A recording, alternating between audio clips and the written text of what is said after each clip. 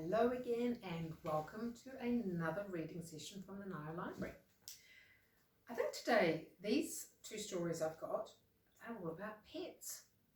I'm sure some of you have got pets. You might have a cat or you might have a dog. And this one is about a cat called Ginger. Ginger's a lovely big ginger tabby cat. And it's written and illustrated by this lovely Charlotte Folk. So she's actually written this story and she's drawn all the pictures as well. Love this, the illustrations in this book, they're gorgeous. So this is all about Ginger. Look at that. Ginger's so big it just fits inside the basket there.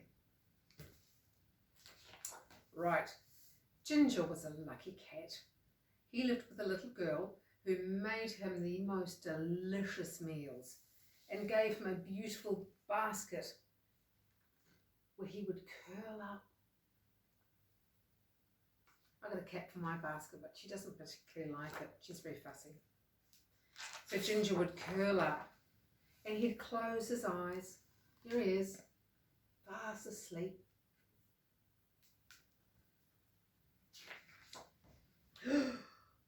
But here he is again, wide awake.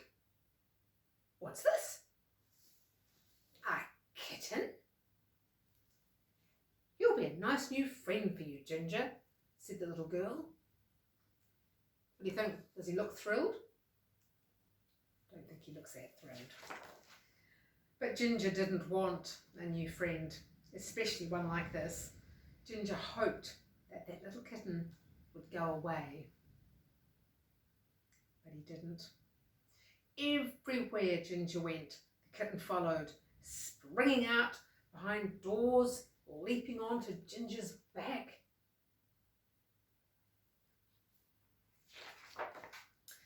Even eating Ginger's food. What a naughty kitten.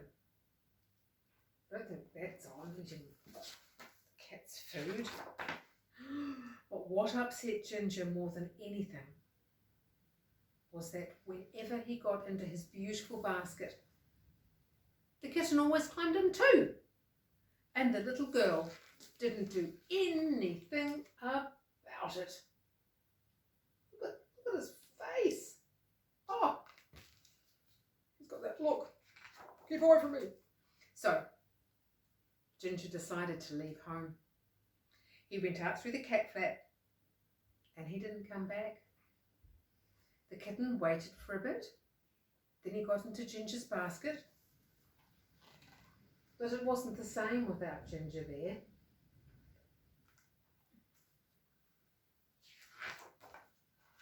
The kitten played with some flowers and then he found somewhere to sharpen his claws.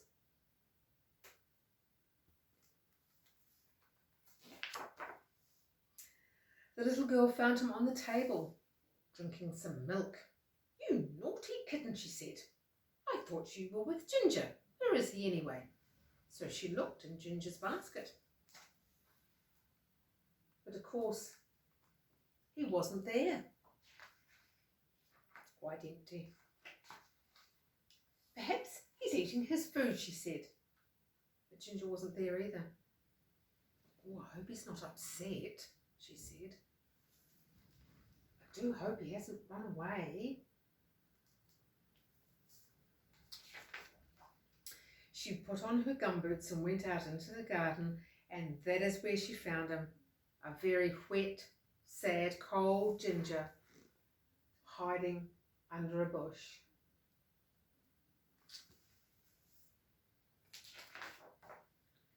The little girl carried Ginger and the kitten inside. It is a pity you can't be friends, she said. So she gave Ginger a special meal and she gave the kitten a little plate of his own, which seems a little bit more sensible than sharing.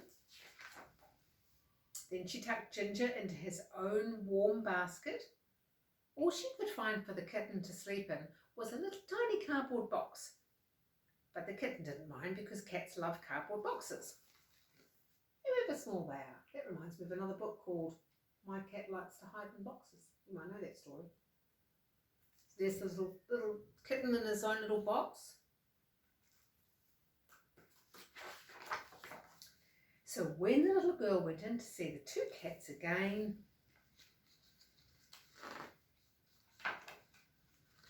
this is how she found them. And now Ginger and the naughty kitten get along very well. Wow. Most of the time. You've seen cats do that? They like to get into a smaller box as possible. It's strange like that. So that's Ginger. Trying to figure out how to get on with somebody in the same house. This one is called Sleepy Pendoodle. And this is about a little puppy. So some of you might have puppies at home, or dogs, the grown-up dogs. And this is by Malachi Doyle. And it's called Sleepy Pendoodle. I was out in the, try it again. I was out down the alley and I found a wee pup, a funny little, bonny little, lost little pup. I brought him home and I fed him with a bottle, but I had him for a week and he never opened his eyes, not once. Must be very little if he's still got his eyes closed. I went to see my Uncle Hughie and I asked him what to do. Here's Uncle Hughie.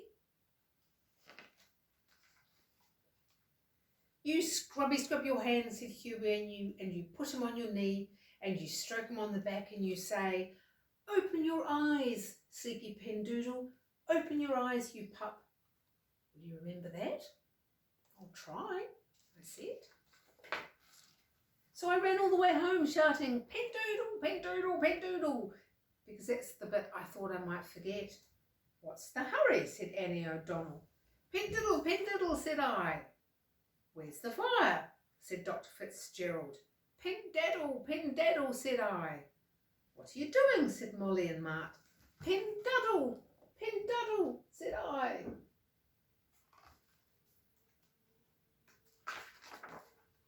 So I got home and I said hello to my pup and I tried to remember what my Uncle Hughie had told me, and I scrubbed my knees and I held him in my hands and I stroked him once and I stroked him twice and I said, "Open your eyes, Sloppy Pop Waddle. Open your eyes, you pup." But he didn't open his eyes.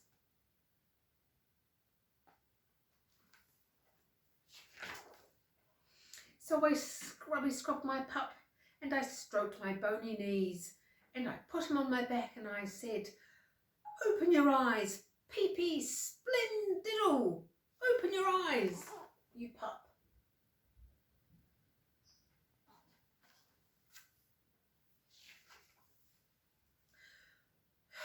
But he still didn't open his eyes.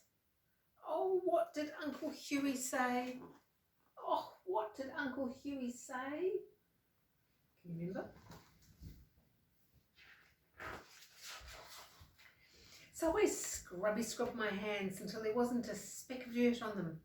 And I plumped myself down in my granny's chair and I put him on my knee and I told him what a fine young pup he was.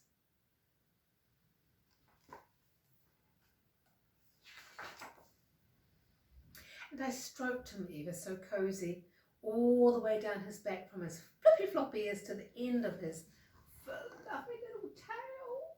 Oh, he's so cute. Still got his eyes closed though. And when I'd done all that, I said, "Open your eyes, Sleepy Pendoodle. Open your eyes, you pup." His whiskers quivered and his body shivered.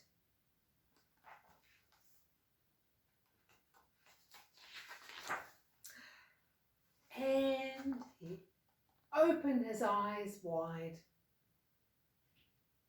So it worked. And he looked into my face and he yelped. And when I popped him down, he ran 3 times around the room and out the door and into the garden.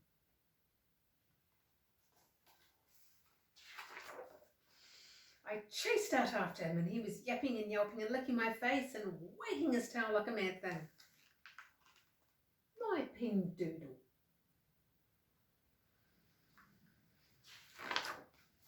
And now, he's a big red dog. It's all grown up.